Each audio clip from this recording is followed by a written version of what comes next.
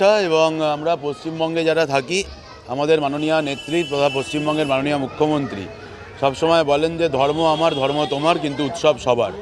অর্থাৎ আমরা পশ্চিমবঙ্গে সর্বধর্ম সমন্বয় ঘটিয়ে সব ধর্মের মানুষের উৎসবকেই নিজের মনে করে একভাবে ঐক্যবদ্ধ থেকে সামিল হই। আজকে বড়দিন, ক্রিসমাস, প্রভু যীশু খ্রিস্টের জন্মদিবস দিনে আমরা খ্রিস্টান ধর্মাবলম্বী মানুষদের আজকে খুব বড় উৎসব।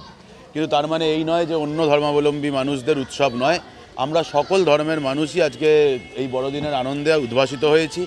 এখানে আপনারা দেখতে পাচ্ছেন যে বড়দিনের আনন্দ ভাগ করে নেওয়ার জন্য আমরা আমাদের এই অঞ্চলের পিছিয়ে পড়া যারা মানুষজন আছেন সেই সকল মানুষজনের কাছে তাদের বিশেষ করে বাচ্চাদের, শিশুদের হাতে আমরা বড়দিনের কিছু উপহার, অর্থাৎ আমরা যেটা ছোটোবেলা থেকে ভাবি যে সান্তাক্লজ বড়দিনে সান্তাক্লজ এসে আমাদেরকে উপহার দিয়ে যাবে, সেটা তো বাস্তবিক সম্ভব হয় না। কিন্তু আমরা মানুষের কাছে তাদের মুখে, বাচ্চাদের মুখে হাসি ফোটানোর জন্য, শিশুদের মুখে হাসি ফোটানোর জন্য, বড়দিনের এই আনন্দে তাদেরকে সামিল করার জন্য আজকে আমরা কিছু কেক, লজেন্স, ফল, বড়দিনের সান্তাক্লজের টুপি, মুখোশ দিয়ে এবার এই সকল ক্রিসমাস গিফট, বড়দিনের উপহার তাদের হাতে তুলে দিয়ে তাদেরকে আনন্দে সামিল করার চেষ্টা করেছি।